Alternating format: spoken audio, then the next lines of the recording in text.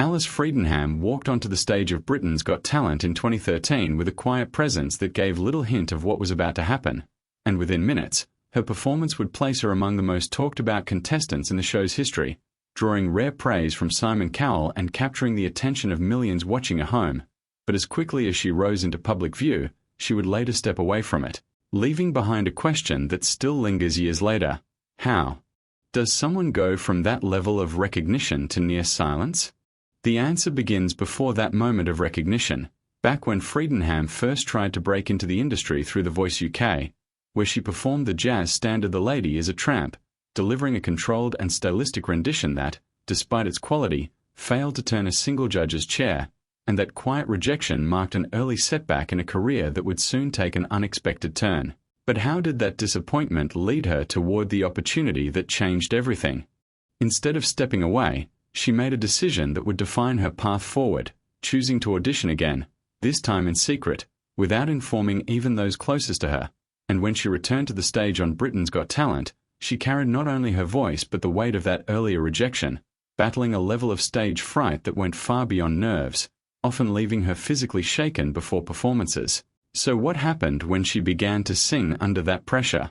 As the first notes of My Funny Valentine filled the room, the atmosphere shifted almost immediately, her voice steady and restrained, carrying a tone that felt both classic and deeply personal. And by the time she finished, the reaction was unmistakable, with Simon Cowell describing her voice as liquid gold, a phrase that would follow her across headlines and social media as her audition spread rapidly online. But could that kind of instant recognition create expectations that are difficult to meet? In the days that followed, her performance accumulated millions of views, and audiences responded not just to her voice but to her vulnerability, seeing in her a performer who seemed genuine in a way that reality television rarely produces. And with that came a wave of anticipation that she might go on to win the competition or secure a major recording career. But what happens when that level of expectation meets the realities of live competition? When Fredenham returned for the semifinals, the circumstances were notably different, including a last-minute change in song selection that disrupted her preparation. And as she stepped onto the stage, the signs of her earlier anxiety began to reappear, affecting the confidence that had defined her audition. And although her performance retained elements of her signature style, it lacked the same impact, ultimately leading to her elimination. So how did that outcome shape what came next? Despite the setback, interest in her future remained strong, with discussions within the industry suggesting that she could still transition into a recording career, and for a brief period, that possibility seemed realistic when she reportedly entered into a demo arrangement with a major label, offering her the chance to develop material for a potential album. But why did that opportunity fail to translate into a lasting contract?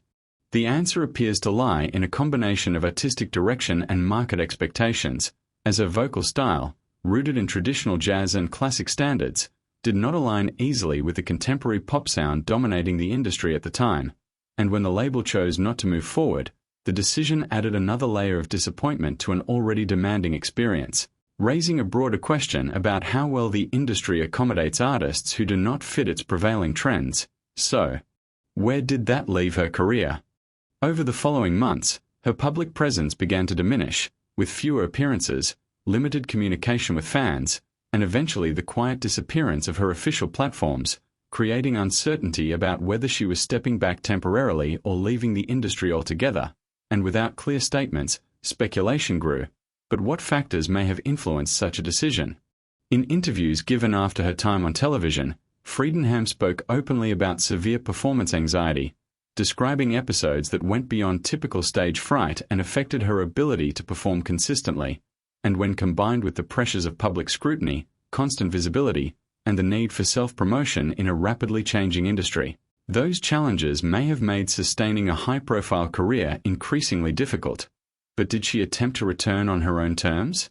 In the years that followed, she did reappear in a more limited capacity, performing at smaller venues and local events where the environment offered greater control and less pressure, and she also turned to crowdfunding to produce an independent album titled Under the Covers, which stayed true to her original style rather than adapting to mainstream trends, supported by a core group of listeners who remained engaged despite her absence. But could an independent release achieve the reach she once had?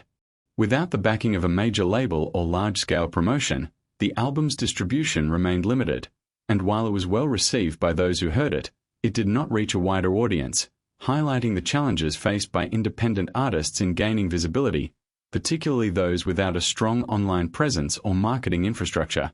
And as time passed, her appearances once again became less frequent, leading to another period of silence.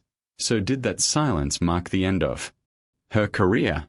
By the early 2020s, attempts to contact her for updates were unsuccessful, and confirmation eventually came through industry channels that she had stepped away from music and chosen to maintain her privacy, a decision that effectively closed the chapter on any anticipated comeback. And while it was delivered without elaboration, it clarified years of uncertainty surrounding her status. But why does her story continue to resonate? Part of the answer lies in the nature of her initial impact, as her audition remains widely viewed and discussed, often cited as an example of authenticity in a format frequently associated with spectacle. And for many listeners, her voice represents a moment that felt unfiltered and sincere, something that endures even in her absence, raising a final question that has yet to be fully answered. Is it possible that stepping away was not a loss, but a deliberate choice to preserve something more personal than public success?